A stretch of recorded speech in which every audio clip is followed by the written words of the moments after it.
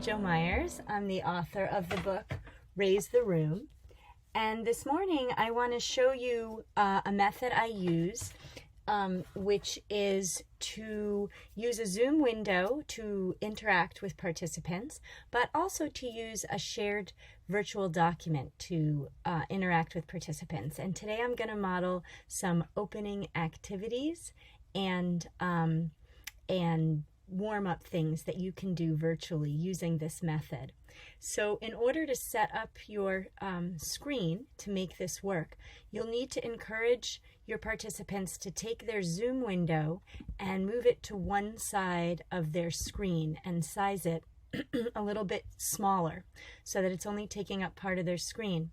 And then on the other side, you will have your shared platform. I'm going to be using Google Slides today in the next videos that you'll see where I'm modeling things, but you'll want to help your participants get set up in this split screen way so that they can see both things and interact on both platforms as you are going through your session. So take a look and enjoy. I hope these are useful to you.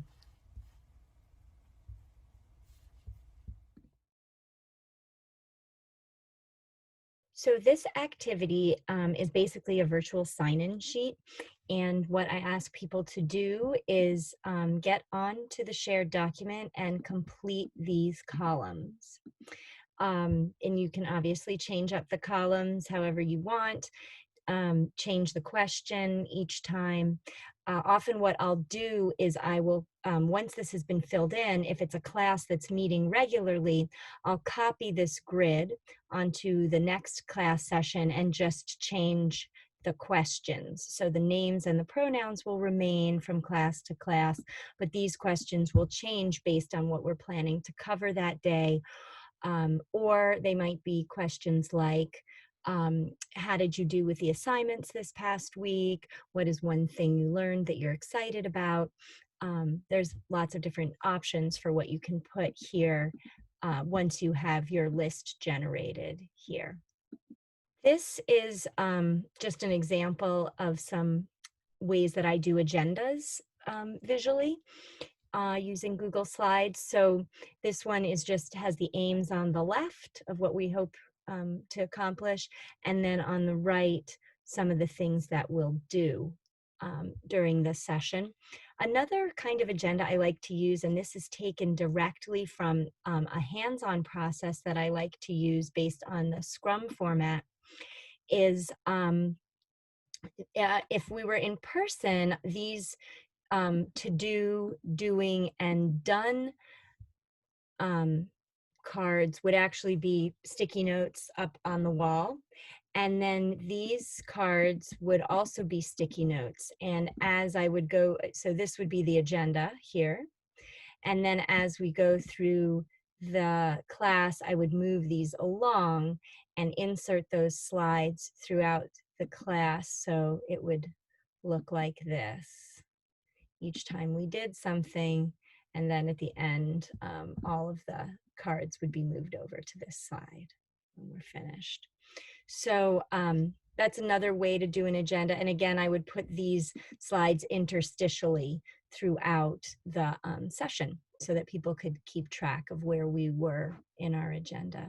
Yeah, this is just an example of how to do a KWL chart, and I virtually, and so this is one that I did recently with a group, and they talked about what they already knew about the topic, and then here's what they wanted to know, and then I copied and pasted this slide after we filled it out and put it towards the end of the workshop, and here is what they learned and what they still want to learn. So you can see how I created the KWL visually.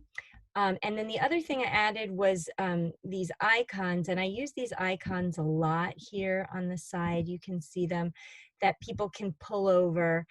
They can make copies of them and put them onto the document that we're co-creating at any point. Another thing related to opening a session virtually is to ask people to pick an intention for the day. And this is a set of intention cards. If we were in person, these would actually be cards I'd stick on the wall, and people could grab one as they came in, and then they'd put it back at the end. But virtually, we just created a virtual version of the wall, and I always have blank cards for people who want to add in their own intention. And so similarly, this is shareable, editable slide, so people will often fill in their own intentions. And I will leave those for an entire class, and they just keep getting added to and added to when people add them. In this instance, I don't have people move them. I just have people write down which one they want to pick for the day. But you could have, you could take some of these check marks from the previous slide, and you could add this, and people could say, could add a check to the one. This is the one I'm picking for today, for example. Thank you all so much for watching. I'm going to include my contact information on the next closing title slide, and I hope to see you around again, and I wish you the best of luck with your virtual engagements.